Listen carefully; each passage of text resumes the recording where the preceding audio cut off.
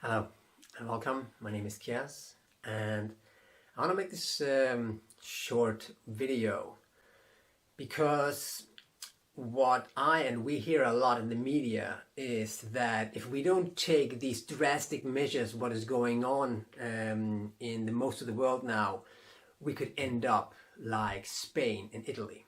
And the thing is, I live in Spain and I have seen a couple of things down here that makes it absolutely ridiculous to compare countries like Denmark, Germany, Norway, and these kind of countries to the situation that is down here. And I first have to say that I am no doctor, I'm no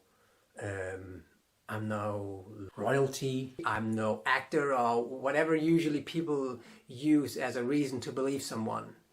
I'm just someone who has a huge passion for health, and I study it on my own and I share it. And if any of it is something that you can use, then use it and imply it or implement it into your life or whatever. But if what I say resonates with you and you choose to go with that, then it is not me that you trust, but yourself. So yeah, take that responsibility. So first and foremost, we have to see how the numbers are. And I have actually written some numbers down here. If we take the numbers from Spain and Italy, first Italy, we have 115,000 people tested positive and 14,000 deaths. It's like round numbers. In Spain, 118,000 tested positive and 11,000 deaths. If we, for example, compare that to the United States, where as of today, 245,000 have been tested positive, quote unquote, only 6,000 deaths. And of course, this is just now, and of course the number will rise, but still, the thing is, what America does, America is not really a country that, is as much, invested and, cultivating health as much as a lot of other countries do. So let's take out some of the numbers from the countries that I have seen where health is a way bigger thing within the society. Let's take Germany, for example. Germany, you have 87,000 people tested positive and 1,100 deaths. That means that's a tenth of what has who have died in Spain. And in Germany, 87,000 have been tested positive, while in Spain it is 118,000. Take countries like Austria. Austria is like 11,400 deaths, 11,400 tested positive, 168 deaths. So what is going on here? Why are the numbers so differently if it is just and all about the virus? We can at the same time take countries who are on the southern hemisphere where there is no real flu season right now. There you have, for example, or countries where it is warm. Australia, where they have created a police state based on this. You get a fine up to 11,000 Australian dollars for going somewhere where you're not permitted to. It can get up to 6 months in jail. Australia, 5,400 tested positive, 28 have died, and not of corona, but with corona. And that's a huge difference. I'll get into that a little bit later. Country like Chile, you have 3,400 tested positive and 18 deaths.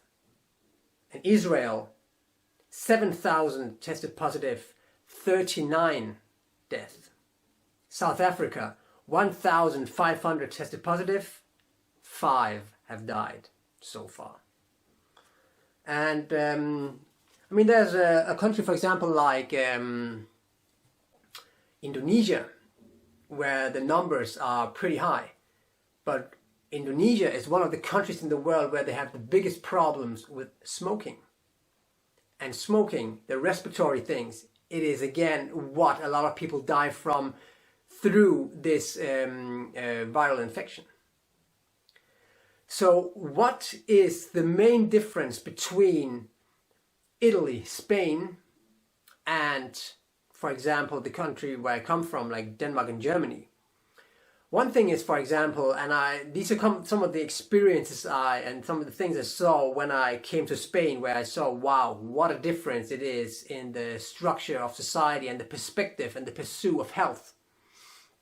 For example, in Spain, there's almost no organic, there are no organic groceries in the supermarkets. The supermarket that I have to shop in now, because if I go to a shop that is further away, I get a fine up to 500 euros. They don't sell a single organic product, maybe a tea or something, but no fruits and vegetables are organic. It is not of any interest down here. For example, when I just came down here, I remember I came into the supermarket and they have, these plastic gloves that they recommend people to put on. And I don't want to do that. It's ridiculous, to have more plastic waste because of that. And I go and I pick up a mango and I turn it around and it is white. And I guess it is pesticides. And I think, whoa, no. And I'm putting it back. And there's an elderly Spanish guy who starts, really kind of freaking out towards me. What the fuck I'm thinking, putting my bacteria on the fruit. He didn't care at all about that the fruit was drenched in toxic chemicals. And that is the thing that generally goes on down here. Everything is so sterile and everything, they clean everything with chlorine and they are so afraid of bacterium. Like I said, organic is not something that they don't see the point why they should pay more for something just because it has toxins, But instead, there is a pharmacy on almost every second street corner down here. This is the way that they rather choose, to deal with their health situations. And if we look at, for example, some of the statistics about how they use some of these pharmaceutical drugs, if we look at, for example, and these are two numbers that are very, very crucial in understanding what is going on here. For example, the antibiotic resistance is in Spain and Italy among the highest on the entire globe. Around 25% is the resistance to antibiotics. If you go to Northern Europe, like Germany and Denmark and these countries, it is around 0.5%. And antibiotica means anti-nature. So it is just, pushing nature away. And the thing is, I would recommend, if you truly want to understand what I'm saying here, to watch my video, the misunderstanding of coronavirus. Because nature in general is not our enemy, and these kind of immune responses that are triggered, to detox the body or whatever is happening, are not the enemy itself. But we are oftentimes, we are trying to avoid the consequence of our actions. And that is also something that we in general see more down here. We can just look at the debt that these countries down here have. It is not in the same, it's not as normal for them. Okay, if you've borrowed a lot of money, you're going to pay it back. No, things have a consequence, an action and a reaction. And this is something that this bit mañana mentality that is going on here leads to a very, very different way of life. And here, the pharmaceutical industry and the way of suppressing the symptoms that are nothing but messengers of where we are out of balance, to suppress those, that is very popular down here. And especially with the antibiotics. I remember I went to the dentist and she wanted to give me antibiotic for some, and I was like, no. And she was like stoked, like, no. It's like, no. And I also don't want, I don't want to have, let's say, paralyzed, having the nerve. No, you do this, I go through the pain, and this is it. But for them it is ridiculous, you know. If you can avoid pain, why would you take it? But healing is always going through the pain, not to avoid it. And another thing is that adrenal cortex hormones, it is very popular, almost eaten like candy down here. And just like with the antibiotic, with the bacterium, the adrenal glands are so important for our immune system, because our adrenal glands control our lymphatic system. That is the biggest part of our immune system. So by killing all the bacteria and by fucking up their adrenal gland that is controlling the lymphatic system, they have really, really lowered their immune system. And this is definitely one of the reasons why they are so receptive to what is going on. But of course they have always just, you know, kept it away with more antibiotics and more and more and more and more. And at some point, like this resistance, antibiotic resistance or bacterial resistance or anything, nature will in the end always prevail. And this is, as I see, is one of the main reasons why it is going on like it is down here. But there are a lot of other factors also. One thing is, as I mentioned, it is smoking. Smoking is still very popular down here. And that is probably also the reason why, because as I have understood it, smoking is not very popular in America any longer. But what they bit have in common is that the normalcy of junk food. I mean, America is not really known to be a country where people usually live very healthy. And the same goes on down here. I mean, what I see when I go shopping, it is... people don't really, you know, it is more about taste. And I mean, it also has its charm down here, you know, because they live for the moment, you know, it's about, you know, having experience, you know, and pleasure and these kind of things. And I believe also that mentality also makes them having maybe a stronger heart. And the sun down here is also good. So there are definitely factors in this that is also good for health. But their take on food and on chemicals versus bacterium is, as I see it, the biggest problem in this. I remember a week ago or so, I went to the supermarket, and the thing is, you know, people are very, very tense down here, you know. No one looks each other in the eye, there are no smiles, and you know, there are lines out of the supermarket because a maximum of like 20 people are allowed into the supermarket at the same time, you know, because social distancing. And this tension, this is, as I see it, one of the worst things for health, because when there is no ease, there is the platform or the environment for dis-ease. So all this tension, that is, as I see it, also a very, very negative thing for our immune system. So I went to this like a week ago or so. Back then there was still no law, or what you want to say, you know. Now you are, you know, you have to wear these plastic gloves and, you know, and sanitizers and all these kind of things. And I'm pretty relaxed in this, you know, because if you've seen my video about what I think a virus is, you know, and I'm coming in there and I'm standing in the line next to someone else, a lady who is just packed into plastic and, you know, mask on and everything. And I see in her trolley there is, from my perspective, not one single healthy product. There is no living foods, there is only alcohol, processed foods, a lot of candy, and all these kind of unnatural things. My card is only of whole foods. And she looks at me because I'm standing there without a mask, with the eyes of, what, don't you care about your health? And I mean, there's no judgment in that sense, because she doesn't know, let's say, differently, because it is not communicated by the Spanish or by almost any government, as far as I know, that maybe in these times we should try to improve our health and strengthen our immune system. But not a single word. It is only about using chemicals, stay inside, don't look anyone into the eyes, don't smile, and wait for a vaccine.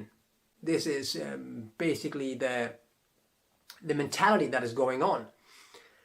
So this fear, this distancing from nature, this unnatural living, this dealing with all health-related issues with pharmaceutical drugs, these are, as I see it, one of the reasons why these people are so unhealthy and why this is going on. If we, for example, see in Italy, and especially where it has, been worse, where is it? In northern Italy. And what is it about northern Italy? Northern Italy is a very, very poor air quality. In 2012, 84,000 people died in Italy of pollution, poor air quality. Again, respiratory things. And a lot of people are smoking. But yeah, all these people, they die. But it is not like, okay, there are a lot of deaths being counted in this crisis and addressed to Corona. But again, they're dying with Corona. They're not necessarily dying of Corona. I have family in Italy and she told me it's not communicated at all with or of Corona. Anyone who is diagnosed to have Corona, even though people who have struggled with cancer for years, if they find Corona in these people after they have died, they will go into the statistics as having died of Corona. So, there is definitely something that is a bit out of balance in how these numbers are counted. And the thing is, why do they want to get the number as big as possible? Why do they only communicate these fearful things when all experts know how important it is to stay in love and in having faith about a situation and get out of fear? Because they all know about placebo and nocebo. How it fucks up our immune system to be in constant fear. But especially in Italy, there's military in the street, Military for what? And there's definitely something that, as I see it, needs to be looked into. And another thing is, for example, if we look at Bergamo, the country, the city in Italy that was hardest hit, that's and Brescia also, but especially Bergamo is the city in Italy where it is the most, let's say, pharmaceuticalized city. The vaccine numbers are very high. And the thing is, whether you believe in vaccines or you don't, but if you look at history, there have been cases where vaccines have led to critical situations and they have damaged people and killed people. And that has also been admitted. Just look it up from all the damages by the swine flu vaccine, and especially the polio vaccine with the SV40, I think pronounced in English, with all the people who got cancer from that. So there can be situations, let's put it that way, where vaccines are harmful for our health. And again, they create an unnatural environment. But the thing is, Bergamo, in fall of 2019, there were over almost 250,000 flu vaccines ordered to that city. And in the beginning of the year, I think it was around the 8th of January, they started a big program where they vaccinated around 34,000 people for meningitis. And of course, this is just speculation, but if you look at the numbers and the incubation time, I think you call it in English, yeah? It fits pretty good that from these things, these outbreaks arose. I am not saying that this is the case, but because the situation is so drastic and so differently than it is in the rest of the world, we need to turn every stone and be open for every kind of explanation for what the reason could be for the fact that the numbers have exploded so in Italy and in Spain, in contrast to most of the rest of the world. Because if we look at it, I mean, even the Italian doctors have said that almost everybody in Italy who dies with corona had already serious illnesses before that. Almost everybody. And I would say that maybe these people who didn't have that, these were maybe just people who died from old age. Because it is not something unusual that if you die of old age and you are on your deathbed and your immune system goes down, you will almost always die of some sort of infection. Maybe it is just nature coming in and saying, okay, buddy, that was it. I don't know. But it is absolutely normal that people on their deathbed will die of some sort of infection. And then to say that this is, has to be addressed to this terrible virus that then, justifies shutting down, let's say, the world economy, that is, I'll say, somewhat of an exaggeration. But there are so many differences in the way that they see health, they pursue it in their, for example, down here in Spain and in Italy, in the winter time, it is often, in a lot of homes, it is very moist and very cold because they have not isolated their houses in the same way as they have, for example, up in the north. So it's very normal down here that people are freezing and it's moist and on these kind of things. And there are a lot of smaller things also that adds up to the overall health. Another thing is, for example, down here in Spain and also in Italy, that the water quality is very, very poor and it is full of chlorine. Again, unnatural toxic substances. And what you then have as an alternative is that you can buy bottled water in plastic that has again then all these plastic particles in it. And it is such a normal thing, and people say, this is just a minor thing. It is just a minor thing, but water is one of the main things that we can use to enhance our health and help the body and assist the body in detoxifying to, get rid of some of these toxins in our body.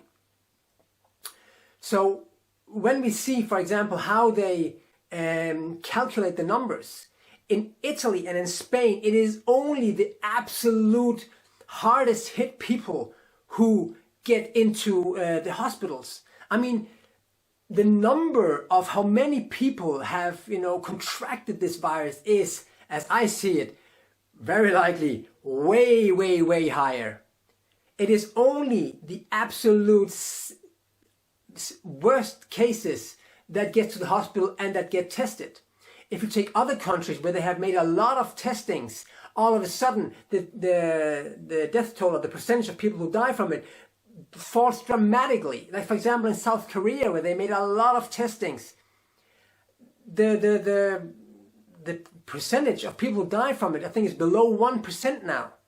Because they made a lot of testings. But of course, they have not tested everybody, because some people, they get so mild symptoms from it that they won't even consider it to be what they hear on the news.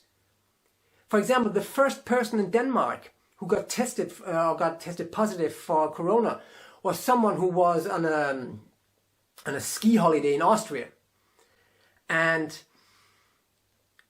this person was only tested because the person was somewhere where they know that the virus was. And this person was 100%, had a bit of stomach pain, but was 100% sure, this is not what I'm hearing about the news. And this person was tested positive. So many people running around having some stomach pain, some people having, just some mucus coming out now, some people are just a bit tired, and some people are just what they call carriers. So there are a lot of people who have this virus. However we believe that a virus arises or what it is. But the number of people who have this is way, way bigger. But as it looks, it appears that there are some people who have an interest to create a lot of fear, to get this number up as high as possible. And I think that is very, very unfortunate, considering how damaging that is for our immune system.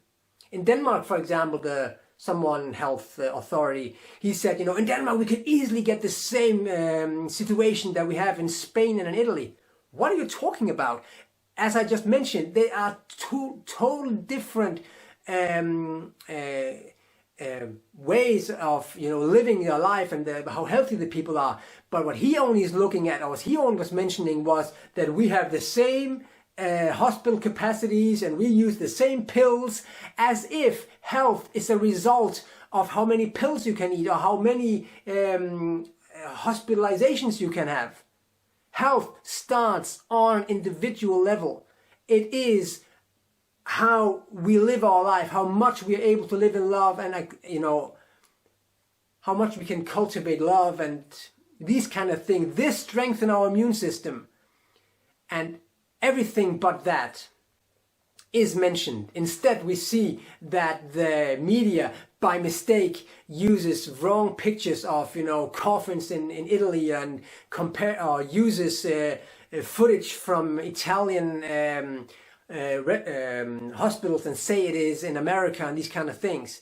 And you got to ask yourself, why is it that there are people who are trying to create a more fearful situation than it really is? So let us all, calm down, come back to love, and look at the numbers and look at the situation for what it really is. Because it is far from as fearful and far from as horrible as it is communicated through the mass media. Thank you very much.